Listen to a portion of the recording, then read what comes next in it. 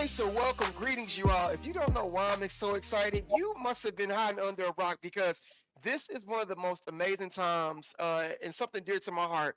First of all, my name is Daniel Cole. I am the co-founder of Modern Manhood Foundation, and our mission is to equip men with skills and tools to grow and build healthy communities.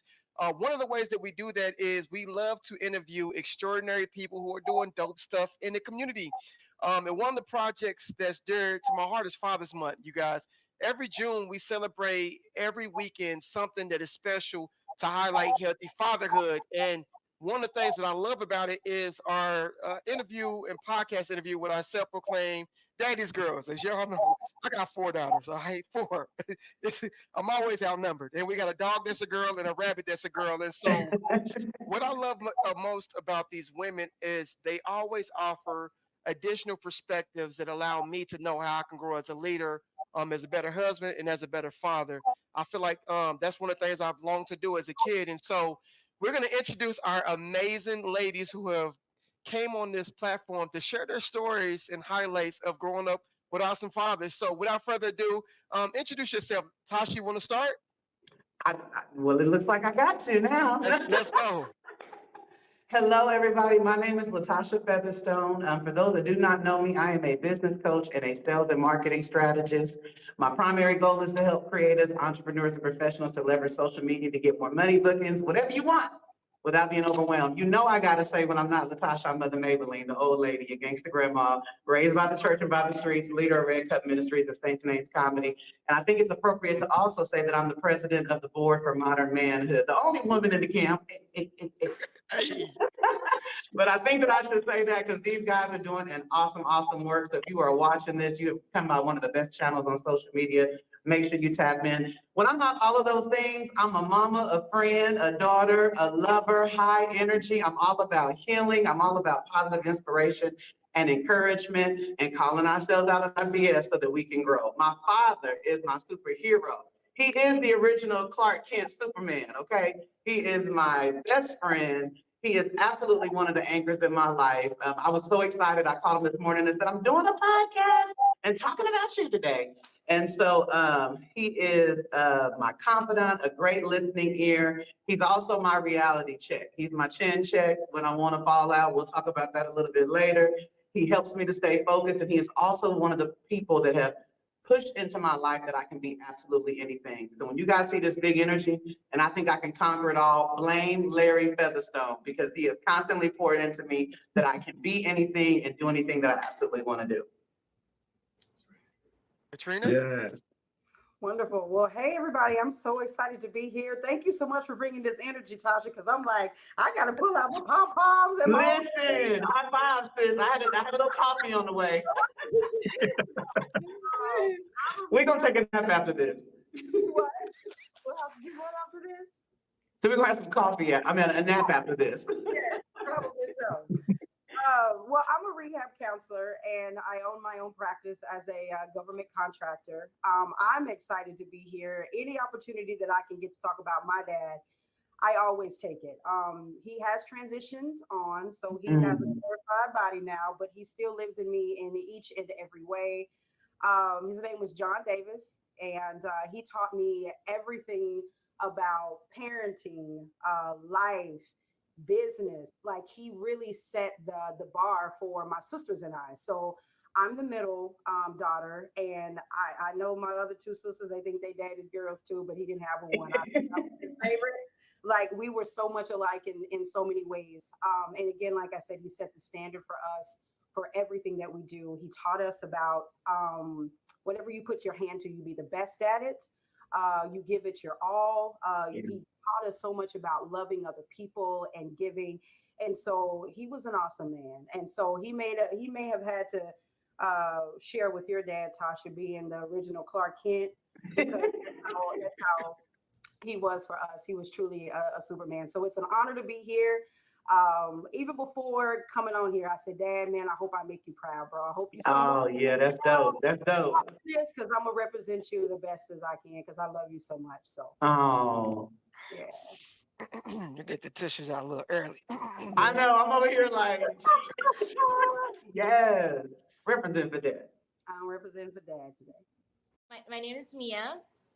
I actually have a lot of things going on. I do a lot of things, but first and foremost, I am a personal trainer. Kind of like a life coach, and I pretty much help a lot of women kind of find their ways through a healthier lifestyle.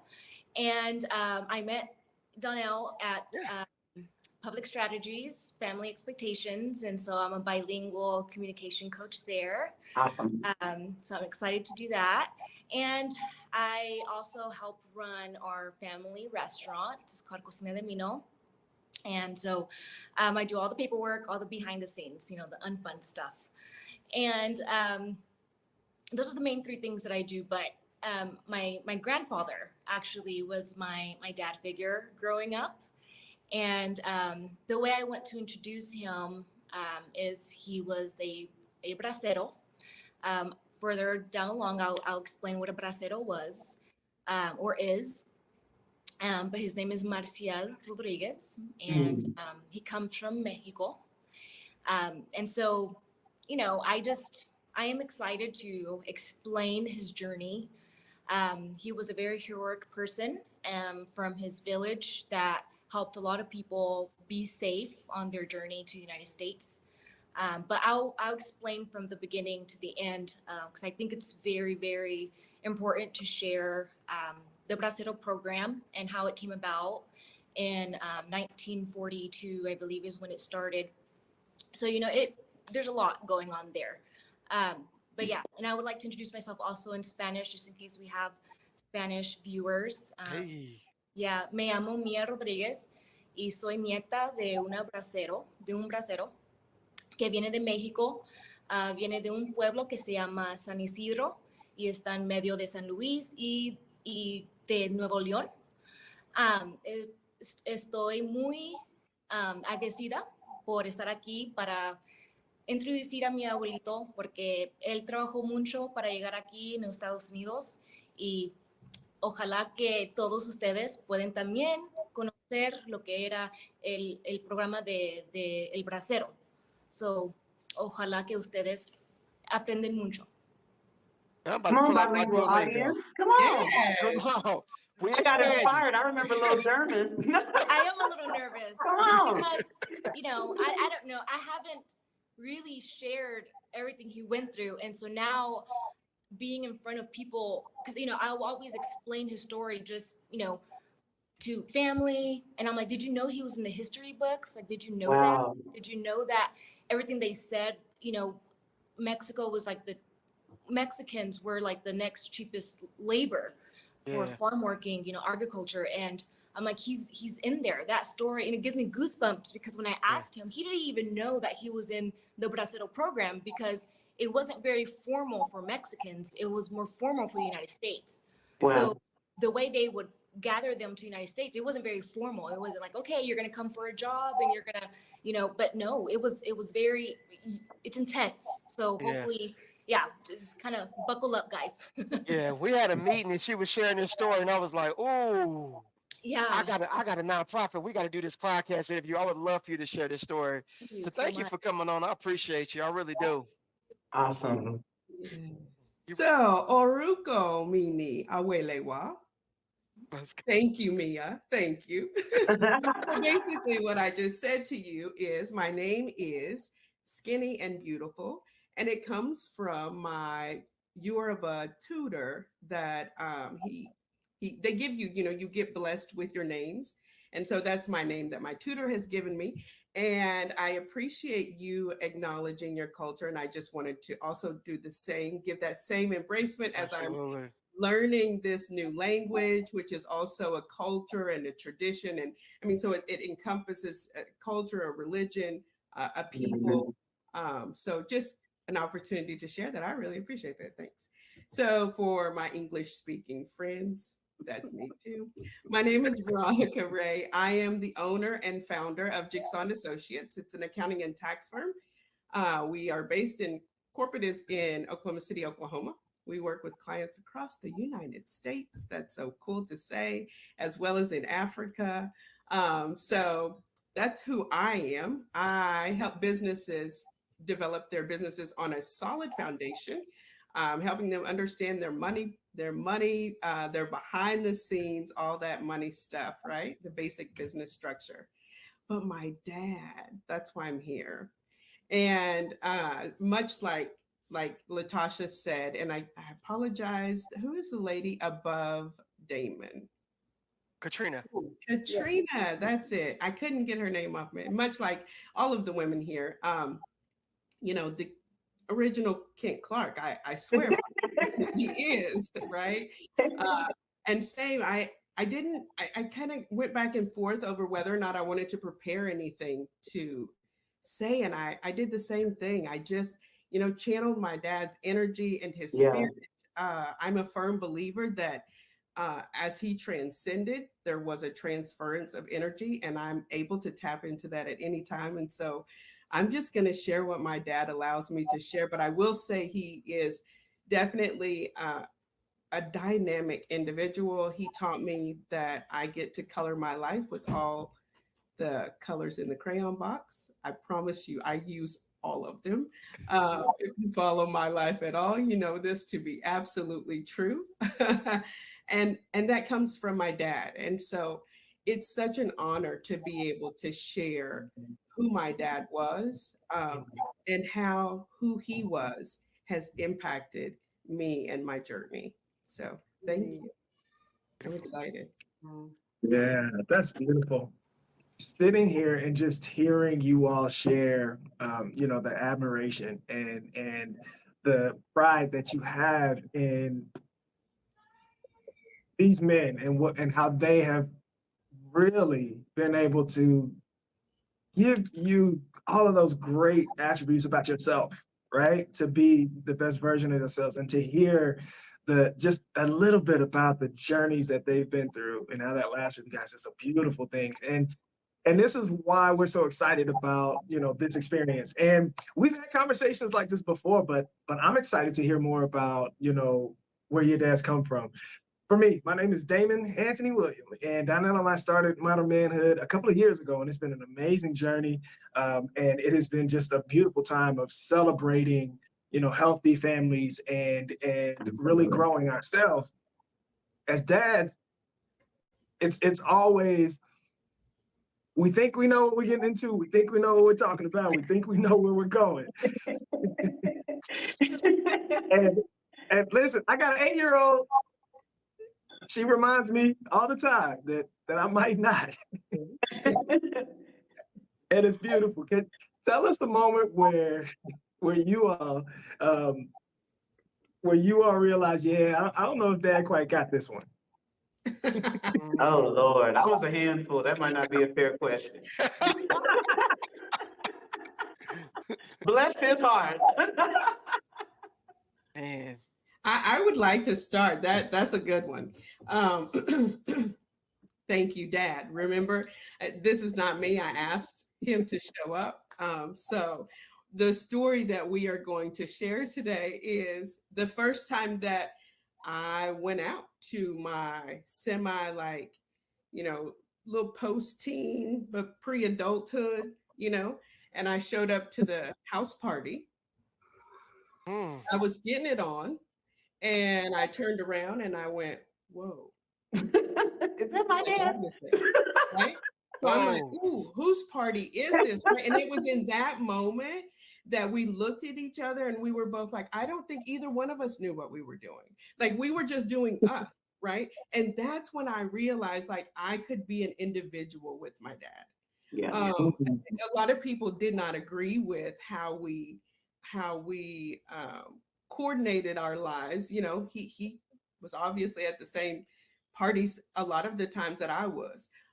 But looking back now, rather than seeing it from the party aspect, I'm able to look at it and see how much protection he provided in those times in my life where I was really wilding out. I mean, had he not been there, I don't know what my life would look like today.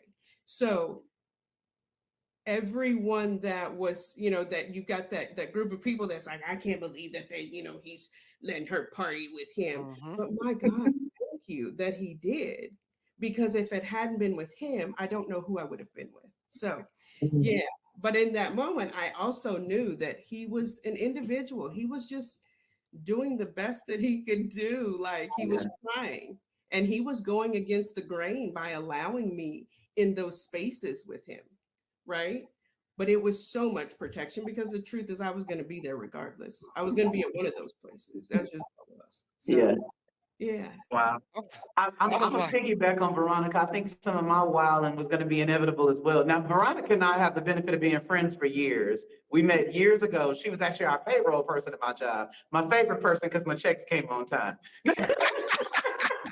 Before she had her own business, and we have shared a lot of stories.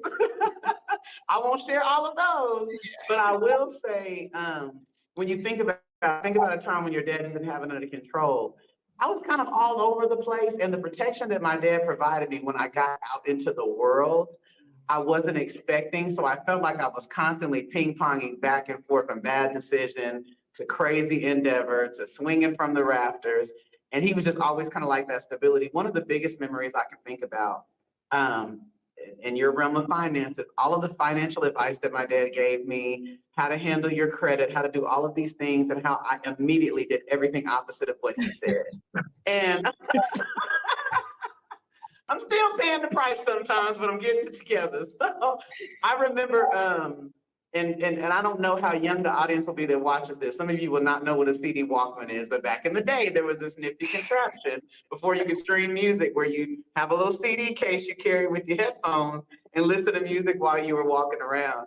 And I remember in '96, I was on scholarship at the University of Oklahoma, and this guy at the table with the CD Walkman, and he said, if you fill this application out, you can have the CD Walkman. And I just remember it plummeting from there because there were more credit card tables and all of this stuff. So dad had gotten a credit card for me that he was on so he could help me manage it. And that was secured and tucked away, but he had no clue that I had all of these. I realized really quick it was easy to get like these platinum cards and stuff after you made a couple of payments and all this stuff. So then I got into the stores, and that's when he began to find out I had a Dillard's card and a JC's Penney. I mean, I'm 18, 19 with probably like 6, 7 credit cards. And so what he did is took my driver's license, not my driver's license, I'm sorry, he wanted the credit cards. And he said, I'm putting these credit cards at home. And in our culture, at least in my family, I won't say for all Black families, but since we mentioned culture in our culture, there's still a certain reverence you give to your parents and honor even when you're an adult. So it wasn't like I was gonna say, hey, I'm grown, because this is my daddy and I'm gonna listen to him, right? So I give him these cards, and one of my friends says, hey, you can still shop at Dillard's if you just show him your driver's license.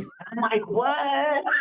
the friends. So he was trying to pull me out of the quicksand, y'all, and I was still racking up these bills. And when they started coming to the house, he was just like, what is going on? I know there's some times for sure that my dad was like, either, can you hear me? Is it actually sinking in? Or am I not communicating with you a certain way? But one of the things I appreciate is he allowed me to be true to the journey. It was never any condemnation. If there ever was condemnation, it was self-condemnation. It was never from him. It was more so like just those tough lessons, but you're not going to cry about it because this is what you decided to do. Mm-hmm. And crying about it's not going to change it. So now you've got to do the consequence. Like I got your back, but then to a certain extent, so I know that there was times he was probably cross-eyed and holding his breath and saying, Lord, please let her listen this time. Unfortunately, I had to go through some bumps and bruises, but eventually I was like, you know what? He knew all along. That was some great advice back in the day. So yeah, I'm pretty sure that there were some times he didn't know. The good thing about parenting, and I know all of us can relate to this, whether we're moms or dads, is we don't have to be perfect and our kids can still turn out amazing. I think just transparency of letting our children know that we're learning and growing with them. If you're like me, I had my kids in my 20s, my dad and mom were in their 20s. You're figuring yourself out while you're trying to raise these kids. And I could see that in my dad. I could see the levels of growth when he was 20, 30, 40. And even now with him being in his 70s, I can see how he grew as a dad as well. And I can also see where he learned some lessons from me as his daughter also. So I think it's pretty dope. That's what the journey is about. My dad was pretty calm, cool, and collected. So he was a Virgo. So he was very strategic. very organized. I never saw him. Well, I can't say I never saw him lose his cool, but I never saw him act like he did not have an answer or Yeah. that he did not have a solution. But it was when I got older and I started having kids of my own and I started raising them. And I'm like, I know this dude didn't have this all together. I know he have the answer. So kind of like what you're saying, they grew with us. So my dad had me at, I think he was over 30. So he had lived, a little bit, but I was somewhat like you in terms of being, I was rambunctious. My other two sisters are really reserved. They're really, quiet. They don't go against the grain. And me, on the other hand, I'm going against the grain. I'm Every chance. I'm doing my own thing. I'm living my own life. And like I said, it wasn't until I got older that I looked back to see that I know that with with life, I'm sure trying to rein me in comparison to my other sisters, I grew him too. And I'm sure because my father prayed over me, not just Yeah. for me, but he laying on hands. I'm sure he was trying to cast out every demon. And maybe it was in those times that I don't know what else to do. Like I don't know if it's sinking in. Are you hearing me? And so he would do those things, to kind of help me to navigate. But he always had words of wisdom. And in terms of the crying, so I'm sitting here like, oh my God, that sounds like my dad. Because that's what he would say to me. This is the bed you made, so I'm gonna need you to lay in it.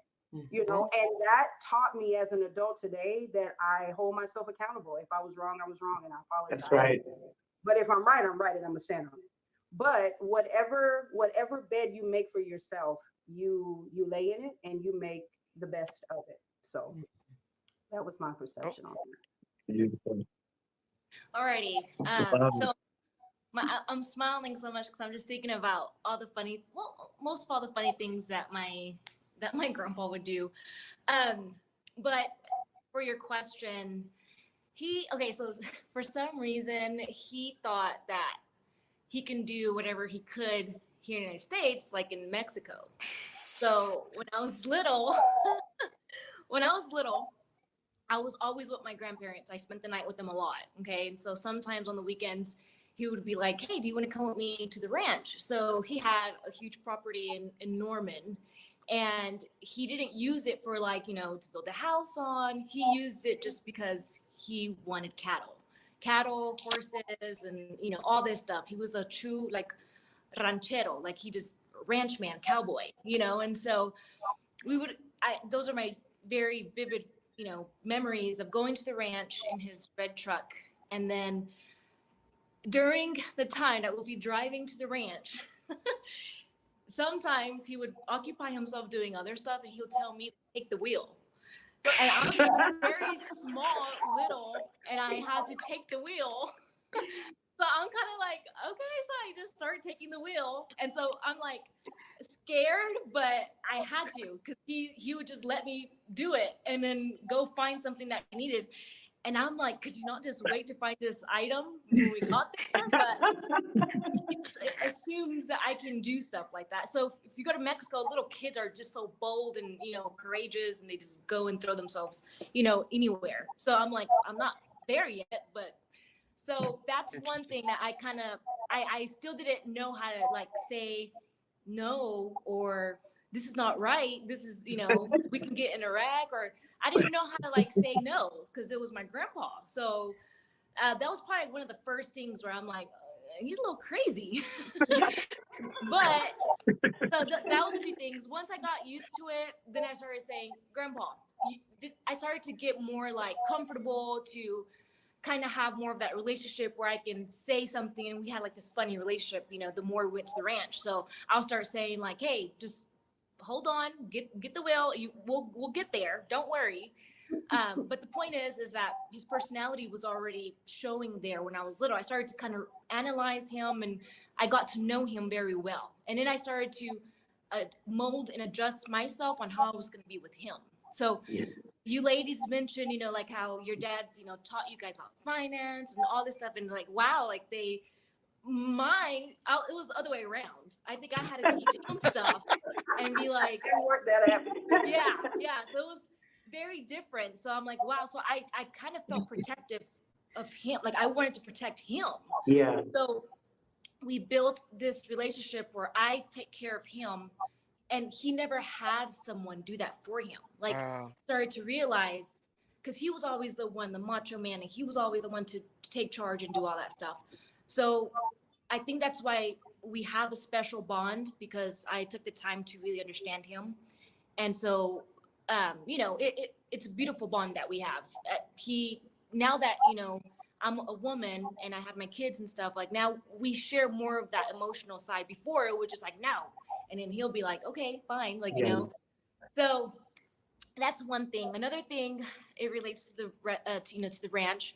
I was little, of course, and he thought that I can close a huge gate, okay, and there's cattle, there's just cows everywhere, and they get hungry, and when they're hungry they run, and he wanted me to close a gate because he wasn't ready to put the hay in their containers, so he wanted me to hurry up and close it, but they already knew he was going to feed them, and he leaves me to close that gate, and I see a herd of cows just coming towards me and I'm trying to close the gate, and I'm like, what is wrong with this man? Why does he think that I can do all this stuff? I don't understand. Interesting. But you know what? That taught me, to be the person I am now. Like now I'm not afraid. I'm not afraid to Yeah. put myself anywhere. Like he taught me that at a very young age. And even though I was scared and stuff, I figured it out. And I think that's why, I that's like my main thing in life is figure things out. If no one can teach you, teach yourself. If no one can hold your hand and guide you through something, do it yourself. Like figure it out. Look and research, do everything you can do, to figure it out. So when that would happen, I started to get smarter, and I'll I'll start tying ropes to the gate and then pulling it with all of my weight. And I started to figure out things, and he let me do that, so he gave me those tasks, and he's like, you're going to do that. And so I don't know, like to me, I just thought that was a crazy moment, because I really second guess how crazy. Are you crazy or something? Like I just feel like you're supposed to be protecting me. Like Yeah. I'm supposed to be sitting here like a princess, and you do all the labor work. No. He taught me that, and I appreciate it so much, because now when I do stuff, I don't expect someone to hold my hand. I don't expect it at all. So I would say my grandpa taught me that in a crazy way, but I to answer your question, I thought he didn't have it together right there, and I felt like but I had to adjust to it. Powerful. I Yeah. wanted to ask if I could say this real quick, because this is real divine for me in my thoughts this morning. I love the dynamic of the grandfather as the role, because ironically this morning when I was telling my dad about this podcast and how I was going to be talking about how his impact in my life has made me so much of who I am today, my daughter was riding with me, and her father has not been that presence in her life. My father has been. And so I love the element of this, because I was just thinking today, I was careful to say to my dad, and I also appreciate what you poured into Kyra, because they're close like that. She's 19, and when she sees my dad, she's like, my cute little grandpa. She's the only one in our family that doesn't have to do any work. She just said the other day, I don't have the problems you and Darian has. When I go to Granny Benedict's house, I go look pretty. They don't make me do anything. So, but I love that. This morning I was thinking that, reflecting over my daughter, and I want to say this just because it's in my spirit for any women that may watch this video. We talk so much about the worthiness that fathers bring to women that it may make some women feel unworthy that didn't have that presence, because we say that dads missing moms and moms missing dads, there's this syndrome, but real fathers, like the superheroes we're talking about, they fill in that gap for their legacy. So even when there's not father for grandkids, they're there filling in that gap. That's the real Clark Kents in our lives. It makes me emotional when I think about it, because I know that he's a lot of the reason that the covering that my daughter did not get, she knows for sure I can depend on my big daddy, and that's just what it is. And so I appreciate that we have that dynamic, and just the dynamic of the two queens that father is not with them anymore, but just to hear the impact that's still there, because I reflect over one day my dad will not be with me. And that's a difficult thing, but it's kind of good to know that I'm going to still feel that presence and know that he's still with me, man. So I just had to throw that in there. I think it's not by mistake that we're all saying the same things, because that's what good men do. Yes, Like David and Donnell, that's what they do. You figure it out. You Mhm. look at us and say, my child is crazy. And then you remember that we came from you, and that's part of the reason why. Man, listen. Yeah, I think about just some of the trouble that my daughters get into, and I hear it makes me reflect on perspective, right? Yeah. Like my mother, she had passed away probably about 6 years ago from cancer. And I Mm, remember some of the moments of just getting that hug, the feeling when you know you're going to give that very last hug.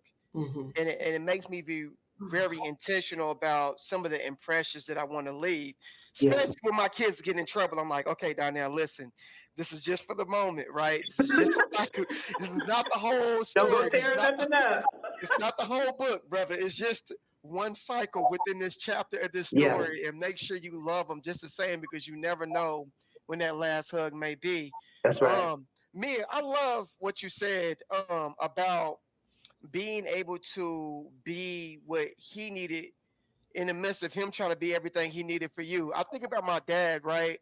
This past Father's Day or last year, my father had an open conversation about his journey, and he's never shared this story with us. He was closed off, and I think because he was so closed off, he was a stranger to us. And Mm, as he shared his story, I was able to tell him, Dad, this is not right. What you went through as a kid isn't right. It happened, but I want you to know, because you was in survival mode, that it limit the intimacy that we could experience for you. And Mhm. it almost allowed me to be a father to the broken child that my dad was, and also see him as that broken child who was just trying to figure out life. right. And it's so interesting sometimes in life that the love that we see people give to us, no matter how irrational it looks, is a beautiful thing, because I was dysfunctional in my upbringing. Like, I was the trouble child, I was the black sheep. I was the person that my grandma got extra life insurance on, because she's like, he's not gonna make it. I was that person. Like, every year, get an extra policy on Donnell because he's not gonna make it. And I remember experiencing these glimpses of love where it was so beautiful that I wanted to see myself for the person that they saw me for. Yeah. Right. And I think about those moments. What was some of those moments for you where the love was so overwhelming that you wanted to show up, experiencing and being that person that they saw you for? Mm. You know, the first thing I thought about, I had both of my kids out of marriage, and I remember the shame that I felt. I remember the kind of like wanting to hide under the rock, a lot of the judgment that came with that. Um, I was real good at getting engaged. I got engaged 3 times. I just never wanted to see it through. Mm-hmm. But don't judge me if you watch it. There's different reasons for all of that, but we're not talking about that today. But I remember, when you have to go to your dad as a daughter, and this is going to be real transparent, at 21, to not only say I've lost my virginity, but I'm also pregnant. It's like a 1-2 combo, Yeah. like what in Yeah. the world is going on? And I remember my dad's first reaction, he's old school, like, you're going to get married and, da, da, da, da, and, Mm-hmm. all of these things. But I remember, there was a heavy period in my life of shame because society. I'm a Yeah. pastor's daughter. Let's first clarify that. I'm a musician in my church. I had all of these gifts, um, and so there's a scrutiny that comes from out of the church, in the church, just everywhere. And I remember, there was kind of like an old school tradition where sometimes people would go before the church. And I'm not church bashing because I love my church home. So let me be clear: Mm-hmm. there are some churches out here that you can grow and love, and I don't want to knock anybody Mm-hmm. that attends church. But I remember hearing, and seeing growing up, people would come to the church and kind of like confession, in the Mm-hmm. Catholic religion, and they would apologize for what they had done and for their sin. And I was attending a church in Oklahoma City at the time that, because I was unwed, I wasn't allowed to use my musical talents or sing in the choir because I didn't have a husband. It was just this, let me Yeah. tell you, Damon, don't even look at me compassionately because now the tears are coming. Baby, when I tell you that feeling of like the time that I need to be loved most and I'm more uncertain of myself, my spiritual family is saying, you just have a seat until this baby comes. So I said, I'm going back to the church where my father pastors. I know he lives what he's teaching, and I kind of needed to be around family. But I remember when I came back that Sunday, I'd gone before the church and apologized for getting pregnant out of marriage and all of these things. You know, my dad didn't stop me then, and he prayed over me at that moment and all those things. But I remember him pulling me to the side after and explaining to me that my apology is never to man. It's never to a person. Yeah. That if you feel a conviction, that is with the Most High. That is between you and God. But there is nothing that you have to apologize to us for a decision that you have made. And then even when I have problems getting past it, just the judgment, because I love my mom, but mamas are different. Now, mamas empower us too, but when you're a girl, mamas are different. You need daddy to buffer some of that energy that mama gives you. Mama was giving me that energy, like all that I've given my life to Jesus. I just can't believe. Meanwhile, dad was saying, leave her alone. So I needed that covering that he was giving me, because when you've got plans to like be this virgin bride and all of these things and this stuff happens, it will devastate you. And in fact, it lingered with me for years. I think both of my kids were in elementary school before I really let that cloak of shame go. But my dad was like holding my hand. You know, I wanted to get mad at dad, and my dad reminded me, took two of y'all to do it. Can't get mad at him. You got to get mad at you. You know, that's why I'm nice to joking now. But anyway, dad just like instilled in me, he didn't want me to carry this anger, and he didn't want me to carry this shame. So he wanted me to accept that I made the decision, that it was done, and that my children need me to be present and not living in the past of what shame I'm feeling, because they're going to feel that as I raise them. So a lot of that anchor that I had to heal through that and move on from that came from the presence of my father. And you guys know a lot of ministry I do with women. I focus on that because it's really easy as women, our emotions are wired so differently. And it's really easy to start reflecting over all the bad choices we made and all the ick and all the worried about what people said. So I feel like you need dad to bring that logical in about this box right here is your life. You know, and not to say you don't care completely about what people think, because we do care what our children think and our families and all that. But I think it's important when you're in a moment like that to have somebody pouring in, reminding you who you are. And I'll say this last part. One thing he would say to me is, you don't come home enough anymore. You need to come back and spend some time home sometimes on the weekends or whatever, so you can remember where your foundation is and where you come from. Back to what Donnell said. He wanted me to see myself from the eyes that he saw me from the time that I was born, no matter what mistakes I made. So that was a huge time in my life, and I'm thankful to my dad. I love my mama. She's amazing to her grandkids now, but she wasn't the one I could look for that stability. My daddy was. Beautiful. So, It's beautiful. Okay, woo, that's a good one.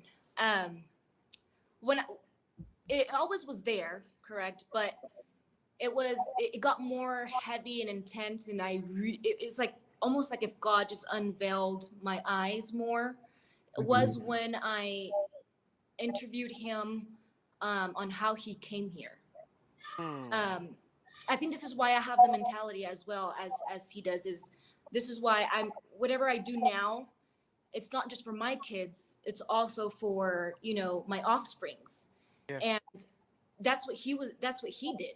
So when I interviewed him and really asked him so many questions, every time I would ask him, why did you do that? Obviously financial reasons, right? But he would never really just say just because of the financial reasons. It got so deep where he said, for you guys, like he didn't even say for my kids. He said for my grandchildren to be able, because he probably knew, that his kids still suffered a lot and still had to cross very hard, like how to get here very hard. So he went further down the line and said, for my nietos, which is my grandchildren. And that touched my soul. And but before that, I heard I had my kids then, but when I had my first daughter, the very first thing I did when he met my daughter for the first time is I said, thank you. I told him, thank you so much, because this is why I'm able to have my baby, because you suffered so much, And so he looked at me, he said, you're the only, he says, la única, which in Spanish just seems so like touching. I can't explain it. But that means the only one. He said, "You are the only one that has said thank you in this whole entire family." Wow. And I was in shock, you know, and I don't judge my family because they went through their own stuff. Like his kids went through their own stuff, and my mom obviously.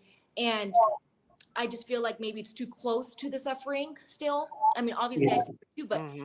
it was just enough for me to see the other side of things, like not just the suffering. Like now I see it in a different light. Like you suffered, but you suffered for a good cause, obviously, and it's for me, and I have to repay you in some way, you know. And I do it by doing good in society, and I do it by helping others, especially, you know, those that maybe can't speak English, or, you know, I try to, everything I do right now is just, like I said, it always it stems from him, you know, from his struggles.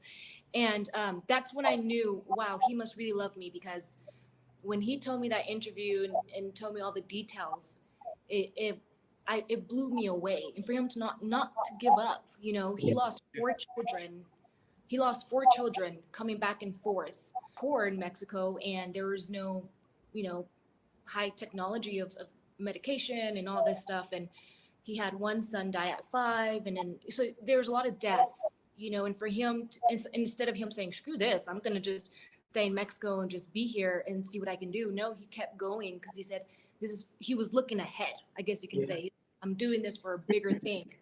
And that's when I knew, wow, like this love is just so great, and I'm so grateful to have it. So, you know, all of my little sufferings that I've gone through, you know, not having a dad, like a biological dad, and, you know, all that stuff, talking to him has made me feel so much better, because I'm like, wow, this is nothing compared to what you did, you know, what you endured. Experienced. I Yeah. have to see it in a different light, you know? So everything I go through here, I get it. It's for something greater. It's for something, I go through something, but I know the outcome's going to be good if you keep going, you know, if you keep going, and understanding why you go through bad things for you to understand the good things, you know? And Wow. so, yeah, so That's that beautiful. that's when I knew, okay, I need to give this man so much love. And just talking to him gently, he loves that, you know. Like he talks so rough, like "Rawr," you know, like the way he talks is so, you know, he could be saying something so nice, but his tone just sounds like, are you saying something nice, you know? And so I'm like, so when I talk to him, I talk to him very gently, and Neutralize I it. know he doesn't have that. So Yeah. he even tells everyone, no one talk to me, only Mia, because she talks to me. Oh. And so he listens to me a lot. So when I tell him something, like he's being stubborn, doesn't want to go to the doctor, because, you know, he said, I'm fine, I'm fine. And I'm like, no, you're not. You got to go, you know, but I tell him in a good way. And he goes, okay, just because you told me to go, I'm going to go. And Yeah. so I, Beautiful. I don't know. I just feel like someone needs to, for any men out there that you kind of struggle to accept gentleness, or you feel Yeah. like, oh, I have to be like, you know, rough and all this stuff. Um, it's okay to show that softness, you know, to your daughters. It's okay to do that, because, you know, it just makes it so much stronger, because they're able to see not only the side of that you had no choice but to be like, they get to see the other side that you probably wished you could have brought it out a long time ago. So That's right. yeah, accept it, and, you know, embrace it. Yeah. They Yeah. ain't getting You enough know, there's pedicures. Well, he won't go that far, but thing that a lot of guys, you know, you'll hear that they kind of relate to that idea that their daughters, or, you know, the girls in their lives soften them.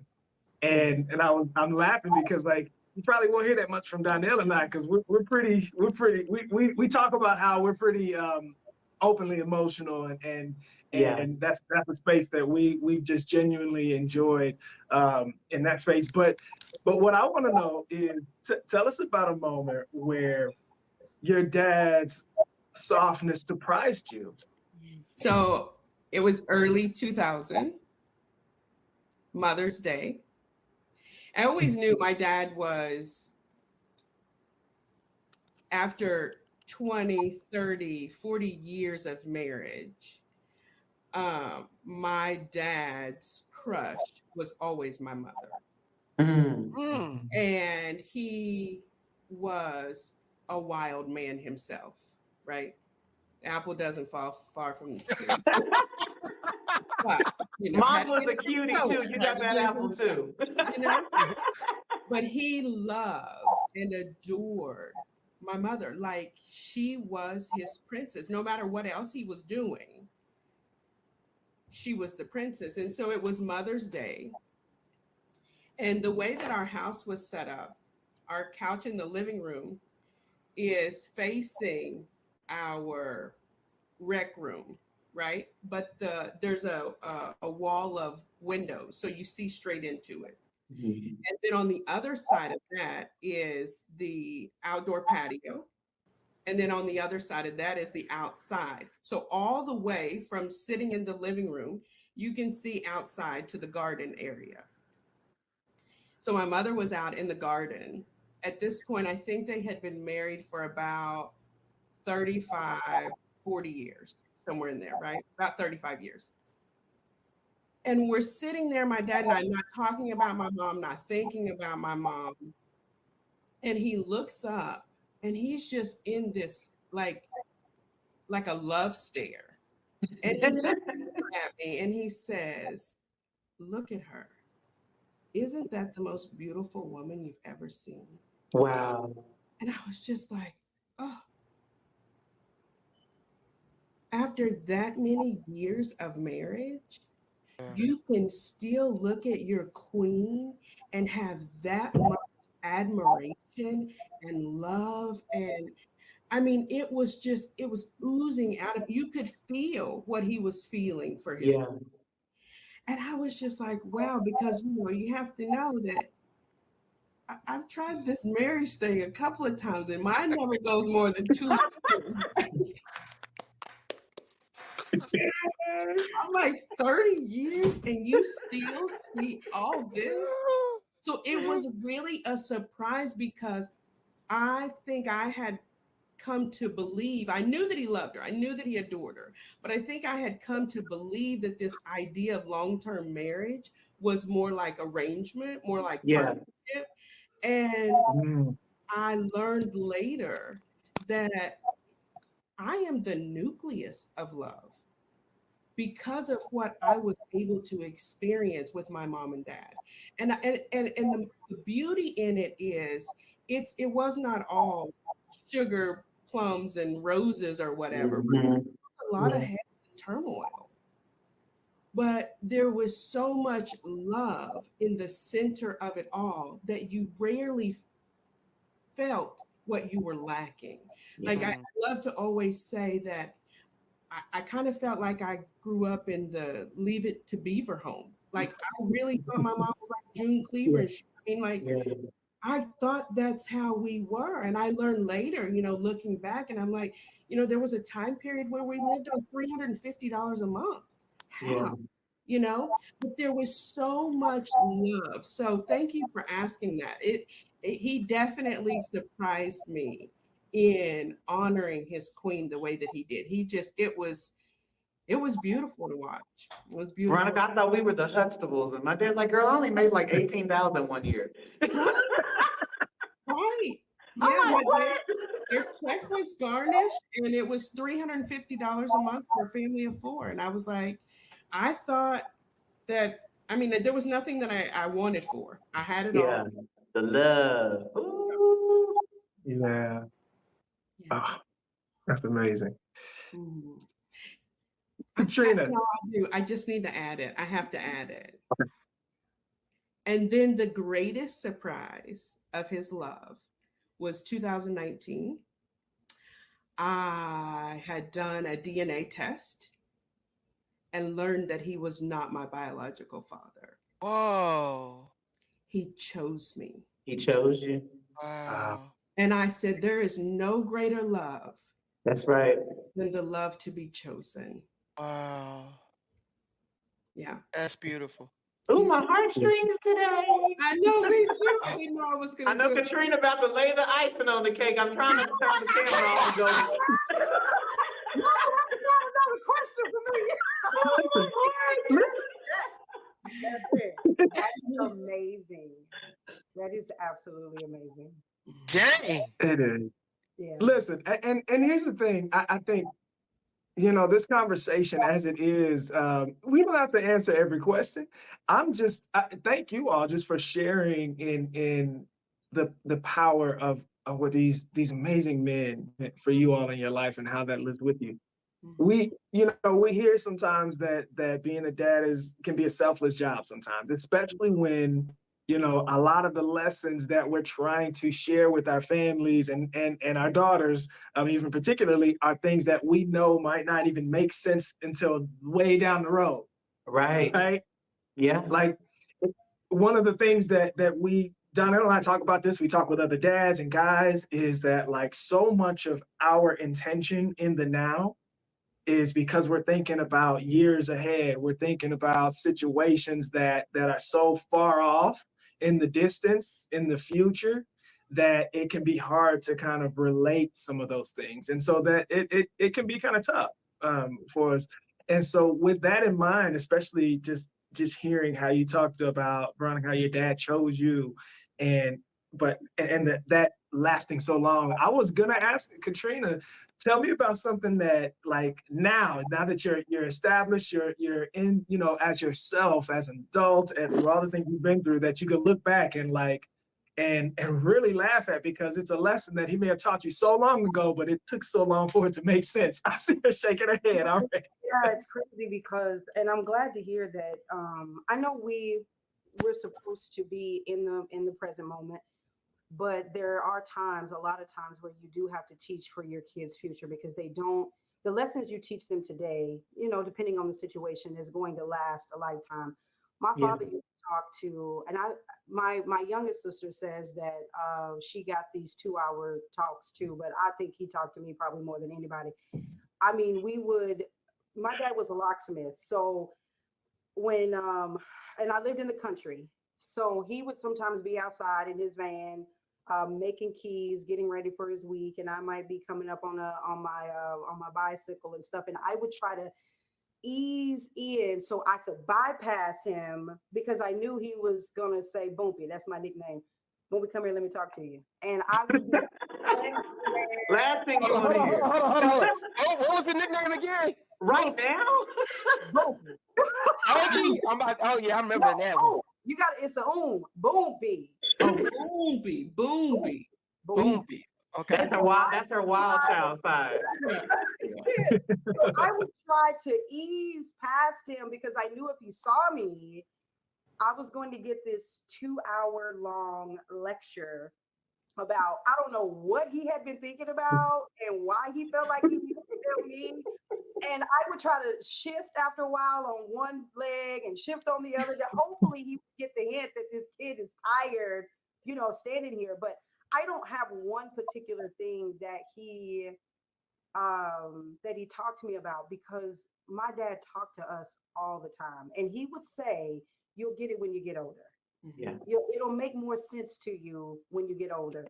But some of the lessons were, from cleanliness. Trina, why these rooms look like this? Like, something is going Woo, on in your child. mind. If this bedroom is looking like this, what is going on internally Yeah. that is in turmoil? So he Yeah. taught me about, making sure you're orderly, you're um you're in decency and in order. And he taught about friendships, like what to watch for when it came to dating. So I didn't want to necessarily piggyback on Tasha's story, but I too was a young teen mom. And so to break my dad's heart like that after all of these 2 hours Yes.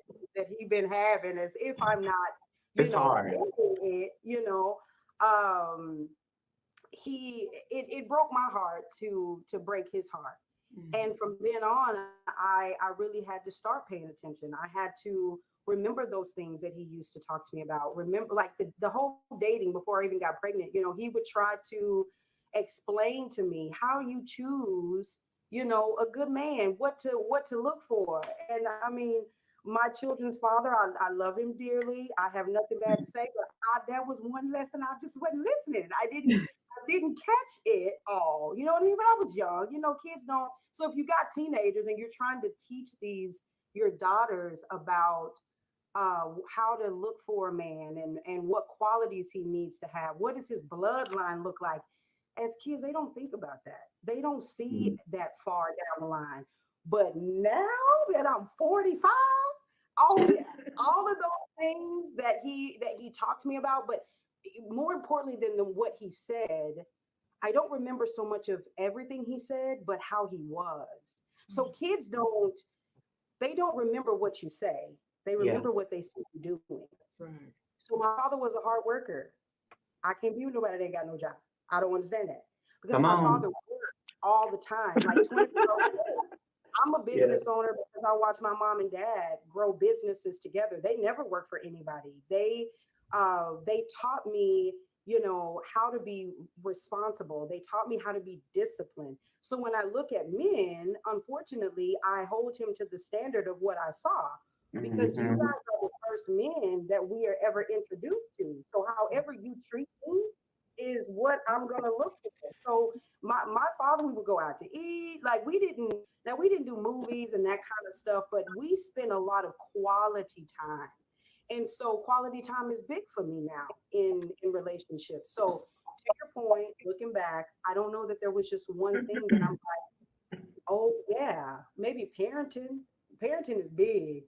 And I didn't realize the responsibility that fathers have and the impact that fathers have on their daughters until now that I'm older and I'm looking at the relationship between my daughters and their father.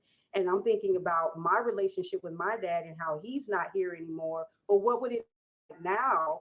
I would listen more. I would take what he said more. I wouldn't buck the system, you know, as much. But life teaches you, you know, as you go along. Um, and that solid foundation that you received is what keeps you as you continue to go along. So there was a lot of lessons that the guy gave me, but he taught me responsibility. He taught me, like I mentioned, whatever bed you make, you lay in it. You make the best out of life because life is going to throw some stuff at you. You don't give up. You don't lay down. You don't quit. You figure it out. You get up and you do right by people. You take care of people. He was about charity. So I love giving. I love sharing. I love being a part of stuff. I just like to just, you know, be. So I don't have one thing. There's a lot. When you see Katrina Davis, you see John Davis because he is me and I am him. Yeah. Katrina, I learned too, we better not tell him to be like our daddy. I had to learn that the hard way, dating a few different people. Jesus. Tell him what my daddy would do. I'm not your daddy. Well, your life would be better if you were like him. When you said that, I automatically thought about that. Like, yeah, we do look for our fathers in a certain sense. I'm looking for, yeah. Certain qualities, now other things, you know, because my dad wasn't perfect, but my dad was good. He was a good man. He was a good man. Right. Katrina, I want to go back and you said, you know, unfortunately that he set a standard, and I think we got to take that unfortunate out. It's because fortunate, I think, yeah. it is fortunate. Absolutely. It is. So It's important for us. tell you Yeah. why I say unfortunately, right? I say that because for not just myself but other women, we have to understand that when we do get married, we can't always hold our husbands to the same standard of our That's fathers. right. They're different, yeah. Because they are different. You cannot expect your husband to be exactly like your father. dad because Absolutely. your dad didn't raise your husband. He comes from a totally different, you know, background, maybe totally different upbringing. There are certain qualities that I do look for, you know, that my dad had. But the unfortunate part is my dad set a standard to me so high that I can be very particular about it, and I have to. There's a give and take because he broke the mold, in my opinion. It ain't but one God, and you're not going to find that. So it's just being wise in your choosing on, you know, what qualities you want to see in a man from your dad versus what you have to understand. I got to take this the way that it is and the way that he is.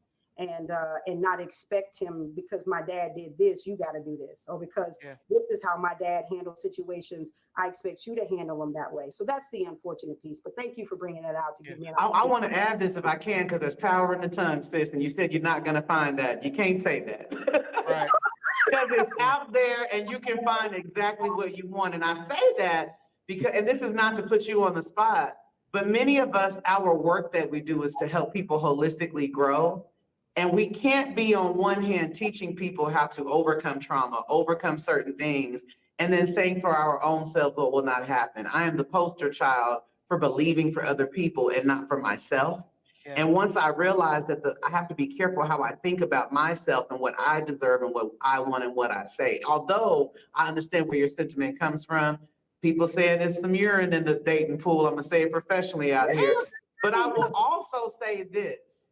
Sometimes as women, and I know in my healing conversations, it's not always received. Sometimes as women too, we have to accept the fact that we may not be spiritually aligned where we need to be yet to receive what it is that we want. It's not Absolutely. always that men are lacking. But see, Come these on. are the conversations I have with my dad to keep me in the right mind frame of when my timing, when your timing, when our time. Because you know, when you've been married, engaged 3 times and called them off, I'm like, dang, I might have very well shoved away one away that was supposed to be. I done probably played myself. But then you have to remember that alignment. And one of the things I learned in agreement with what you're saying, Katrina, there's things about my dad, qualities that I love that I would want in relationship. But as I've gotten older and mature, I've realized my dad's kind of boring now. I don't want a boring man. He is stable and he is there and he is a protector. But I want to kind of like get out and get a little, and that's not who my dad is. So I've learned now that whereas I was looking for dad, it was really just some of those pieces that I need to identify with, but I need him to be packaged the way he is because it's gonna match with what I have. But I do often say to my dad, good dads sometimes do ruin women. I think it's an interesting segue that we just took because we are looking for that. But what we have to remember is these men are not the people that created us. It's a different type of unconditional Absolutely. love. And I So your just daddy wanted to might add let you right be a brat and act any kind of way, but honey, I'm your man and we're gonna talk about this. Go ahead, Veronica. No, I was just saying that's the double-edged sword of it. Mm-hmm. Is that the good man, he does. He builds that young lady up that I've been here lately. You'll hear me say a lot of the X and Y chromosome. I'll be like, that's the Y chromosome. But a good man helps nurture and build up that X chromosome. And then we get to that place where no other man, because I can remember thinking maybe that's the 2 times in 2 years and that was it. Because you get to that place where that man, that partner isn't rising up because you've been built up by a good man. So Yeah. we know what to expect. We Yeah. know how to be treated. We know what our boundaries are. So thank you to all you wonderful good men for building us up because we need you. That's And right. is the idea of reciprocity. We need you to have that strong good man that we deserve. Yeah. That's right. Yeah. Can I add? That's right. So Absolutely. yeah, so I really do feel like it's all within balance. And I think I was very fortunate to have a very balanced situation is what I like to call it. Me not having a dad and like my biological dad with me, it did give me those self-doubt, the foundational love of a dad. Um, so it gave me the opportunity to search for that love from a man, and it let me choose how do I want to be loved by a man. I didn't have an example to go by, or that standard that you ladies are talking about. I didn't have none whatsoever. My grandpa, yes, he gave love, but he gave it in a way that I already knew. Oh, as far as like a woman, no, because he's too macho and stuff like that. So I'm like, I don't know. I think I had to teach him about love. I always say I think I taught him about how to show love and not be embarrassed by embracing love, saying I love you. He was not the man to say I love you like that. So I had the opportunity to say, well, what type of love is it that I need? I've been with my partner for now about to be 11 years, and he is the father of my children. And it was a very bumpy road. He is 9 years older than me, so I always knew that I would say, I like to say I'm a very old spirit, where I just tend to just think a lot more ahead than, people in my generation. And so I got attracted to an older man. And that's kind of the same, I guess you can say, because my grandma is a lot younger than my grandpa. I mean, I don't know, but I I had I got to work from scratch, I guess you can say, and it made me have no choice but to understand myself first, because I didn't have no example of like a manly love. Like I'm like, I don't know. So it helped me and my partner really mold that love, and really, decide, how is this going to work? How is this going to happen? It was very authentic, since I didn't have him. I couldn't say like, well, my dad used to do this, so I this is what I assume a guy should do, so I just kind of felt like it has to come from me. That love, like the way I want to receive it, has to come from me. And one thing I did learn is that I am independent, emotionally especially, and I knew that I had to let him be a man in certain areas, and allow him to be a man in certain areas, and not get offended or feel like, oh, well, I can do that too, or it's not a competition, and, things like that. Those little things I had to really learn, because I was always like, I can do it. I can do it. I don't have to listen to you. I don't have to, I can do it. I can do it.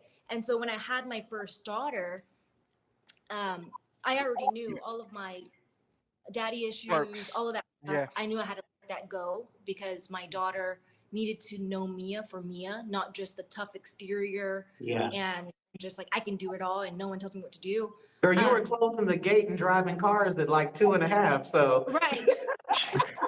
Had to grow up fast. So right. So I already knew, and when my dad left me, like I feel like I got so like protective of people. Like I was protective of my mom. My mom was like, you were like my boy child. So you were just so like protective of me. And so I learned that protection. And so I just always had like this very like strong exterior, So just like my grandpa, I had to teach him to say, hey, calm down. I had to do that too. And I just realized, wow, I have to let my man love me. I have to let him say, it's okay, let me hold you, let me Yeah. be that man for you. So for men, embrace all of it, women and men. It should be a balance of, allow me to do this, allow me to Hmm. love you, allow me to receive it as well. Even if it's softy or cheesy, like, just allow me to do that. And so There's I healing try in it. so hard to not. Yeah, you said healing, but I was thinking refreshing. It's Yeah, that's refreshing yeah. just to Yeah, know Embrace. that you can be vulnerable and soft with someone that is, exactly. in on both sides. We can Yeah, take off our cloak of, Yes, Mia yes. said, embrace the love of being the little spoon, Grandpa. come on, let me hold you in the night. Yeah. Come on, little Yeah. Listen, spoon. and So as go we ahead. we we love the space of just being able to celebrate, what you can really enjoy and love about having someone in your life like that, having, a father, and that type of man who gives you that much freedom and safety and comfort to Yeah. really grow and be your best self. As we kind Absolutely. of wrap up, I want you all to share with us your advice for dads. Because listen, I got an 8-year-old. My little one's 8, so we've got a lovely, lovely long life ahead of us, God willing, to enjoy and to grow and to love together. And this is why we like to have conversations, especially this That Is Yours conversation, with women who have lived a life, and had so many beautiful, wonderful experiences. What advice would you give to some of us younger dads out here who are, maybe just getting started in the game, or have some things to look forward to, from your space? How would you send us off, as we celebrate Father's Month? I want to end my portion by saying, I think fathers are sometimes the more unappreciated parent. I think there's a lot of energy that circles around, and motherhood is special. I'm not sleeping on that. Motherhood is very special, but I think that sometimes fathers are the more underappreciated side of that. You can see it in Mother's Day, all the fanfare for Mother's Day, and then somehow Father's Day, instead of celebrating fathers, people are thinking about the ones that aren't there and all these different things. And I think, Damon, you said earlier about the sacrifice that fathers make. And I know my family has been guilty of this, even with my father. We sometimes sleep on the sacrifice that dad makes because we just expect that's what men do. But kind of wrapping up everything we said about vulnerability, what I would want to encourage fathers to do is to feel comfortable to express to your family. You know, sometimes I want to know y'all feel like I'm doing a good job. It's okay to say that and to be in touch with that feeling. You know, going back to that, doesn't have to be hard. I'm just a dad. This is what I do. And you know, I know Donnell and Damon know this, but my dad lost his vision back in November. And ironically, it's starting to come back. I'm going to say ironically, God knows what he's doing. There's some things, but Yeah. the dynamic shift of having a hero in my life that for the past 6 months, I was living in Lawton Monday through Friday, running our family tax business, caring for him. It was so different to see like a forced vulnerability on him. And it made me realize, and the things my dad couldn't do for us in the past 6 months, I knew what he did for us, but it made me really realize all of the things my father had done for us. And you start to realize, and it was a blessing to be able to give back. And we've been driving around. My son said yesterday, he was telling my son, watch out for that light. My son said, I think you can see. Are you taking advantage of us now and making a show for you? Because it's like, how are you giving him directions? Well, yesterday we're kind of like, I think he's kind of milking us now. But anyway. So my advice to dads, first about themselves, you know, the self-care and all the things that women talk about, you guys need to really take that breath in sometimes. And don't be so hard on yourself that when you don't see what you're instilling in your children and your family, that we're not listening, because it will come back and reflect later. And it may feel like, man, I'm really trying to like pound this into you. Why are you still making this same mistake? I would say love your sons and your daughters. I know we're talking about daughters today, but especially let your sons know that it's okay to be vulnerable and have feelings. Let your children bump their head. You know, one of the things my dad often says that I agree with is that he wishes he'd let me bump my head more and not have been my safety net so much. Because when I got out into the world, it makes it difficult. And I know it's your inclination is I gotta save you and rescue you. But sometimes go ahead and let that baby scratch themselves to the white meat because they're gonna heal. Yeah. And you wanna do that while they're under your covering and your guidance, so that when they get out in the world, they're not shocked like, because I'm telling you, I'm like, everybody's not waiting to give me what I want. People are gonna tell me no. Oh yeah. What is this foreign place? Oh yeah. You're not gonna bail me out. I can't go sweet talk my professor about this grade on my paper. You know who my Oh daddy yeah. is? I'm gonna call my dad. You know, going to work and telling your mom I'm gonna call my daddy when you're grown and stuff. Listen, let your kids make mistakes, let them bump their heads, and let them know, even though I'm not bailing you out, I'm still here, but I need you to be here. And my last piece of advice would be, although you are giving them advice, don't impose your will. Allow them to make their own decisions with the information you give them. I've been practicing that as a mom with 2 young adults, 19 and 23. Let me just tell you what my thoughts are, even though I might be kind of hoping you go the way I want you to go, but there's something about, there was a time in my 20s, this is my last part, early 30s, where my dad said, I'm not giving you advice. And I was upset, like, what? And he said, because I feel like when I give you advice, you do exactly what I say. And then later you're resentful or you're feeling some type of energy because you didn't really choose what you wanted. Figure it out. Now that was like dropping me into cold water after keeping me warm my whole life. It kind of pissed me off, to be honest. But I realized what he was getting at is recognizing as a dad, my autonomy and independence came later because my dad sheltered me so much. So it took me to like early 30s to start getting an independence that a lot of people might have had as teenagers or 20s. So let your children build their autonomy, make their mistakes, learn their things. But most importantly, let your family know that you want to be celebrated. And let's make sure that we celebrate dads more, and dads that become dads, grandfathers. for children that do not have fathers, because you are so, so needed. We absolutely need you. So, Absolutely. I wrote down three things that I would give as some advice to dads. It's kind of similar to what Tasha was saying. First, embrace their personalities and give them the space to grow and learn about who they are and why they came here.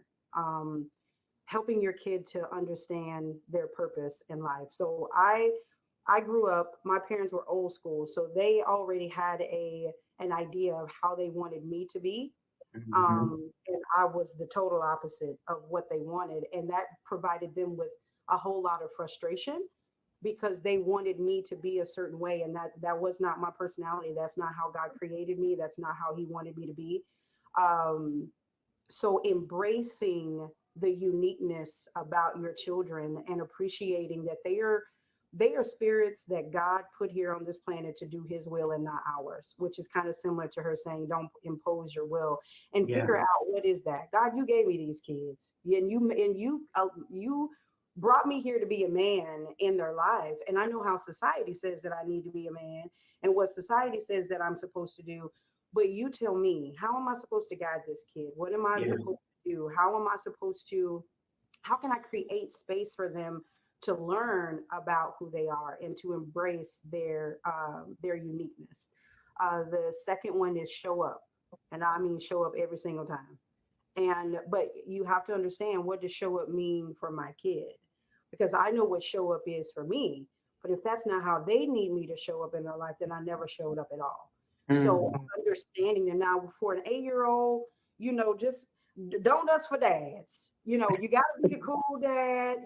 Go into the parties, um, being there for them through every single stage of their life. But making sure that you, as they get older and they're more mature, having those conversations with them about how do I need to show up? Because parenting, as you know, is in stages.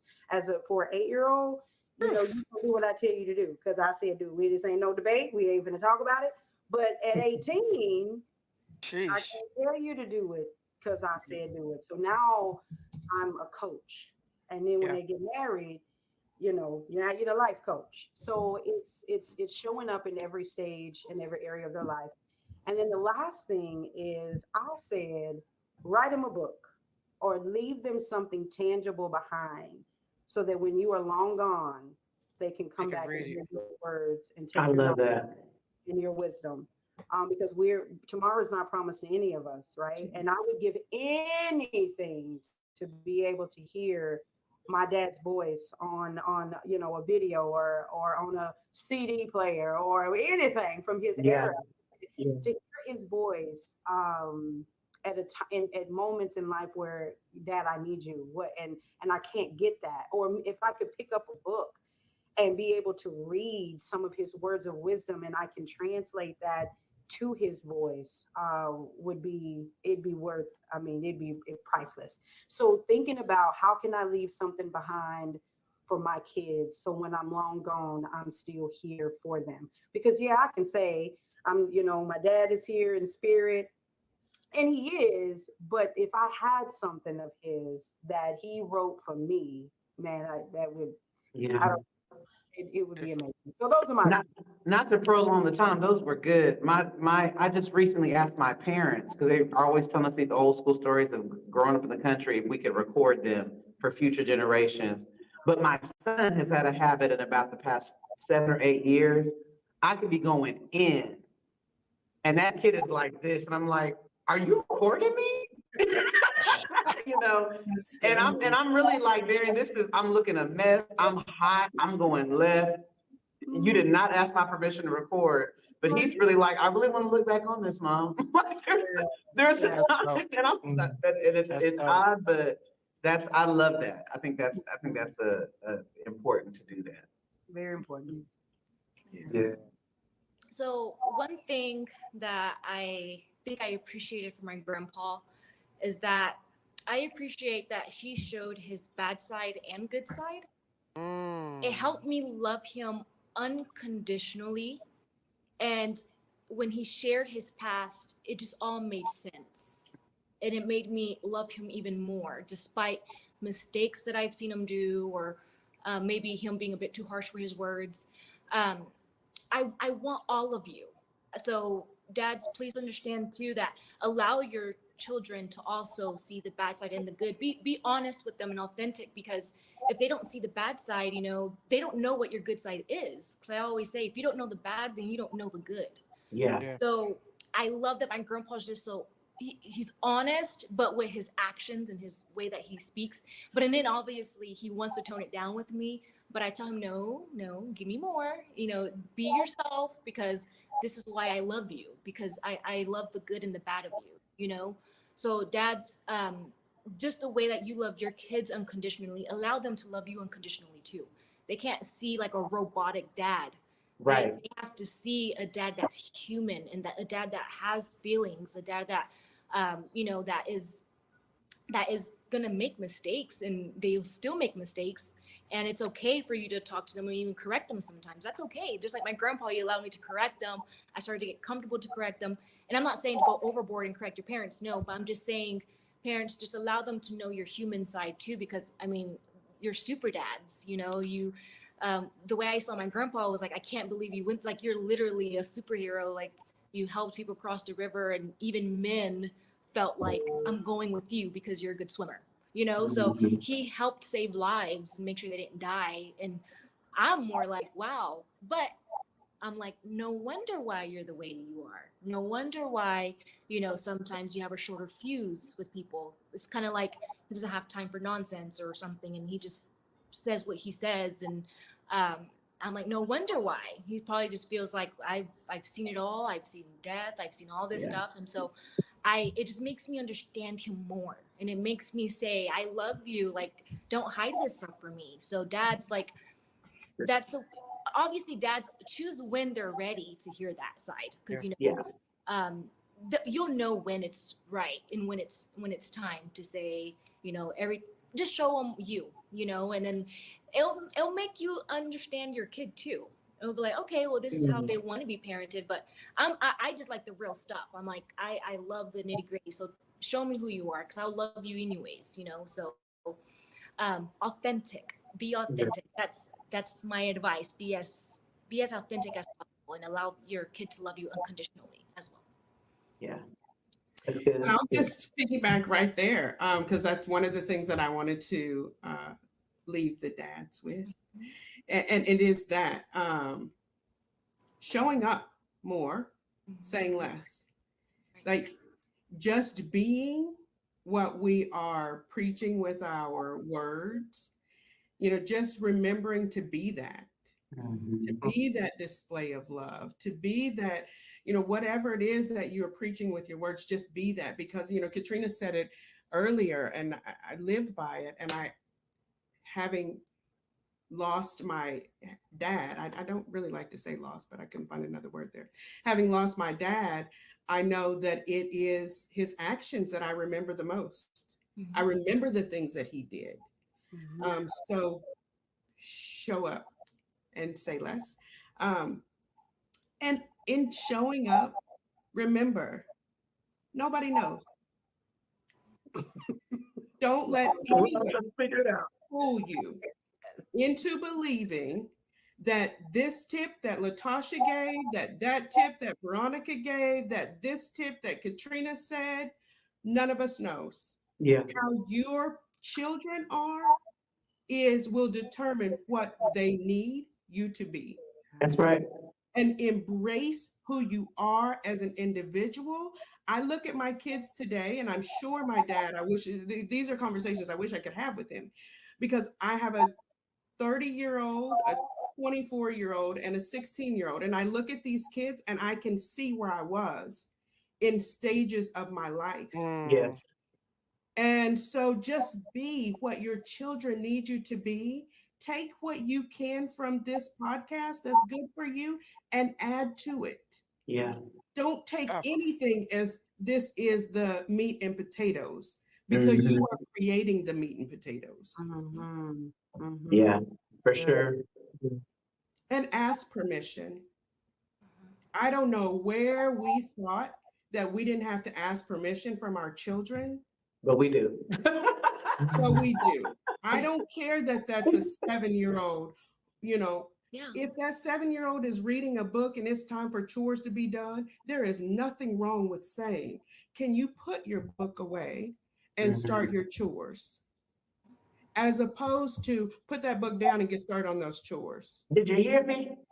right? Because what you're doing is you're teaching your children how to be an adult. That's right.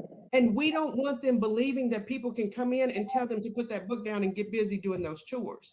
Yeah. We want them to know that they have a choice. Great.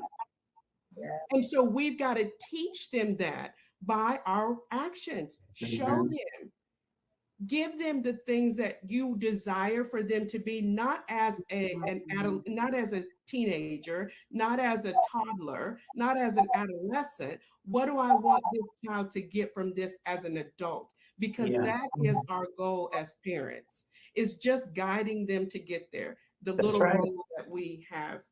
And that's my tips. That's right. That helps them keep their voice too. Learn how to have an appropriate voice and a say. I Yeah. agree. Oh yeah. Yeah. Thank Well, you all so much. Woo, man, so I know there's many, some heart so many. moments in here. I love it. Ooh. I wanted to just say thank you for making this year special for us, for acknowledging us, for um, sharing this stories that I know that'll be able to live on. These are things that I want to share with my daughters, right? And so it reminds me that the role that we play is important. That we have the ability to leave a lasting legacy that can live on for generations after we're no longer here. So thank you for sharing that space and for presenting this opportunity for us to have something that's dear, right? I think as fathers, we have this expectation of what we want it to look like, and sometimes it can be limiting.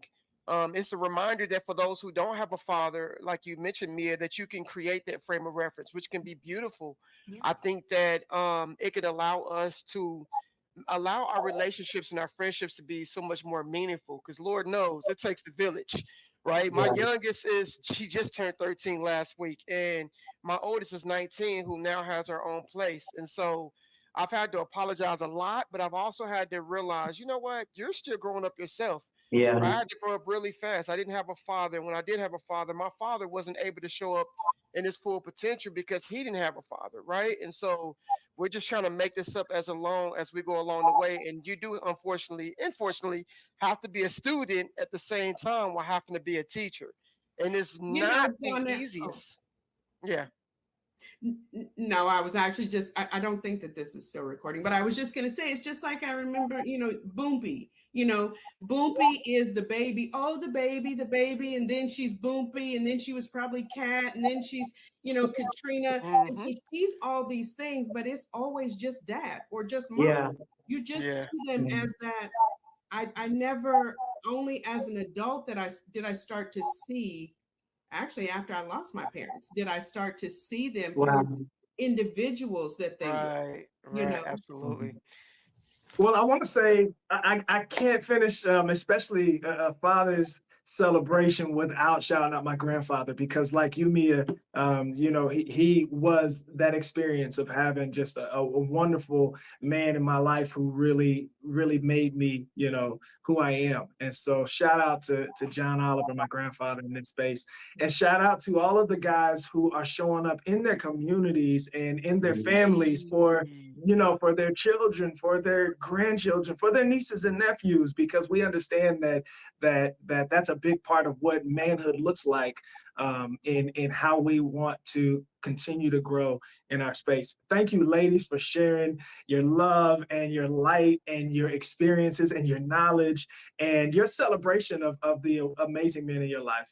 They deserve to have those moments and to have their stories told and for us to really see what a real legacy looks like. So we appreciate it, and I hope that everyone who's watching this right now can really grow into that space and love on their fathers more and love on the men in their lives more, and the guys to have more space for vulnerability, have more space for connection, and understand that it matters, how we show up and what that Yeah. looks like. So as we finish this, guys, tap in with us with manhoodmasterclass.com is where you can find, you know, all of our work, our opportunities to get involved in our spaces, in our communities. We're really just pleased and honored and humble to be able to share space with you all. So yeah, thank you.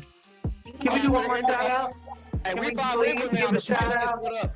Can we do one more shout out to Damon and Donnell, to Modern Manhood? I want to commend you, brothers, the co-founders of Modern Manhood, because you guys are really pushing men showing up in their community and for their families. But what I know, and many people that are your friends and that love and know you, is that you guys are also showing up even when you yourself are going through, when you are growing, when you are stretching. You're not stopping your mission. You are not questioning your mission. And it's a lot to be said about not hibernating and taking all the things you're learning as dads and bringing it out to the forefront. So thank you guys, even as you were trying to figure out your little girls, Thank you, sis. that you're still Appreciate taking that. time to show up for somebody else because you don't have to. And today fed my soul. Y'all are awesome. Very big Thank you, thanks. man. Thank you, Tasha. Thank you, Katrina. Thank you, Veronica. You're welcome. Thank you guys. Oh, and you queens, y'all are amazing. Yeah, Yeah. you can too. I felt all the good feels today. Oh, yeah, Shout y'all out to the killed it. That was ladies. great. So good to meet all of you ladies. Nice to meet all you guys too, for sure. We'll have to sit down and